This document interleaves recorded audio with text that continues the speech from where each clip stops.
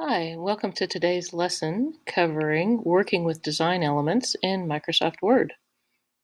This assignment is called W5.20 Days, and in it we will format letters as drop caps, change text case, and format WordArt to enhance a document and make it more visually appealing. Specifically, we'll focus on using WordArt and formatting a drop capital at the beginning of each paragraph. Word processing software is clearly a tool for written communication, but by using graphic enhancements in your text, you can transform a written piece into a visual communication. Starting a sentence or paragraph with a larger letter or initial letter, known as a drop cap, can add visual appeal to a document. Drop caps are commonly used in storybooks and magazines and can help the reader distinguish where one paragraph ends and another begins. This interesting design element can direct a reader's attention to specific parts of the document. Before we begin this exercise, let's first open and save a new Word document into our existing BIM Word folder. You see I have one pulled up right here. And for that, I have already started this one because there is some typing involved. But first of all, let's go ahead and save this. I'm going to hit Shift-Command-S to save it with my own last name and first initial. You would do the same with your own last name and first initial. And then you're going to go ahead and come in and put your information in, your own name, whatever BIM period number that you have with me. Date, remember our favorite combination is Shift-Control-D for date. And then file name, I have to start it over here, file name, hit enter, and it will put our file name there for us. So I'm going to double click in the main part of the document. I'm going to hit Command-S to save it so far. And then normally at this point, you would want to type in the text exactly as it's shown. I have this already started to save a little bit of time running on this tutorial. But once all that is typed in, we're going to do the following formatting to these paragraphs. And this is basically just a rundown of the different types of days of the week. Wednesday's child, Monday's child. So we're going to go ahead and put this in. I'm going to say Command A to select all of it. And then I'm going to change the font to Georgia. So I can just type it in here and it will locate Georgia. I want it all to be 11 point. And then the title we need to make Days of the Week Origins. Okay. And that one we want to do as bold and center aligned and also all caps. And you would come up here to this and you can say uppercase and it will make it all uppercase. All right, so now change, I'm right here on instruction number 4C. Change the first letter of each day at the beginning of each paragraph to a drop cap. Okay, and it needs to be a capital that is 2 lines tall. So to do that, we're going to click first on the paragraph that needs the drop cap, and the first one is going to be Sunday was named for the sun. And then we are going to go up to our Insert tab, and we'll go over here. We're going to insert under text. You'll see there's a drop cap option. And when we do that, you can do any of these. However, to do a specific height of a letter, you have to go down to drop cap options, and that will bring up this drop cap dialog box. And what you want to do is the position needs to be dropped, and then the lines to drop, we're going to change it to 2. And then we'll say OK. And you see that creates the S that is 2 lines tall. All right, and then we're going to bold the day's name, Command B to bold.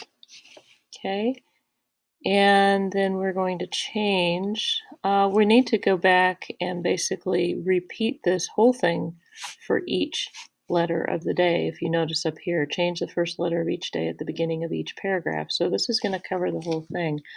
I'm going to go ahead and bold the days first, and I can double click on the word to select it and then hit Command B to bold.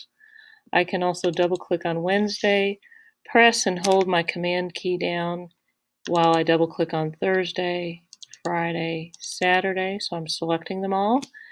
Then I can release it and hit Command B to bold all of them at the same time. And then I'm going to come back up here and make this a little wider so that it actually has the icon out here where I can see it. I can do drop cap,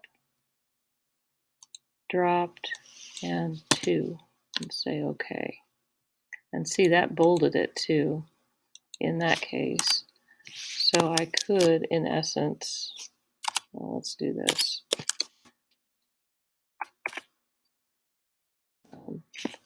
I could drop cap, dropped, and see that automatically made it 3 letters tall, and I don't want to do that, so I need to go to the options, dropped, and 2, and we'll say OK. So the same thing here, we just go down and change them all.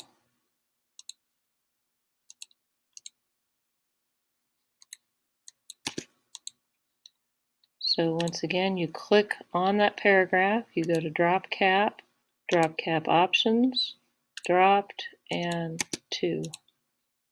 Click on the paragraph, drop cap options, dropped, and 2. And you just continue to do that all the way down.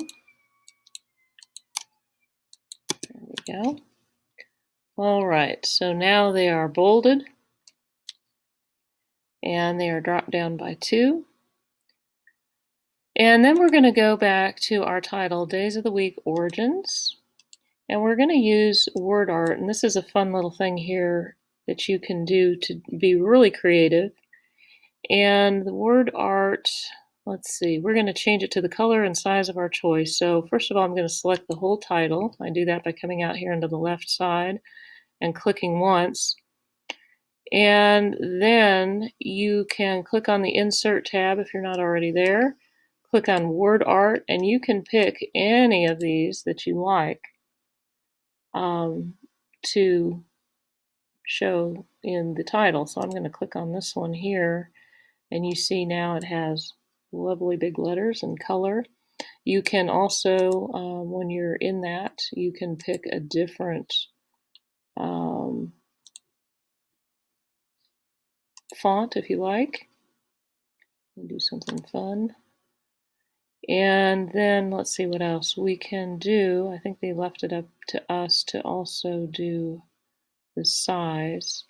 This one did it at 36. I'm going to take it down just a little bit. So that puts that over there. And let's see what else we have. Letter style of your choice in the drop-down menu. Under the shape format, text color and effects to your choice. This is also true. When you click on it, you have the shape format tab that comes up. Now I would warn you, the shape things, this has to do with the shape of the text box itself. If you want to change the text, then you can do the text fill, which right now is blue.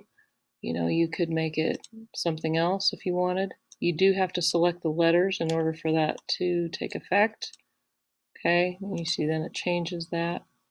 And then to change the lines around the text, again, you would have to, There you go. It chose black. Select the text. So that gives you a little bit of flexibility. And let's see what else we can do. That's pretty much it for that. There are different things that you can do with WordArt, different effects. You can bend the text. I think it's under here under transform. You can make it do a wave if you wanted to. There's a lot of fun different things that you can do under this, but you can choose what you want to do with that. But it does need to show a different color and then a different type of font, and of course using WordArt itself. So run a spell check since you typed all that. It's under the Review tab, Spelling and Grammar. And there's a couple fun different names in here. You can probably ignore those. And then you'll be ready to go ahead and hit Command S to save and turn it into Google Classroom. This is kind of a fun read if you have time. Of course, if you're typing it, then you would be reading it as you type, hopefully. But I thank you for listening, and I hope you have a great day. We'll see you in class.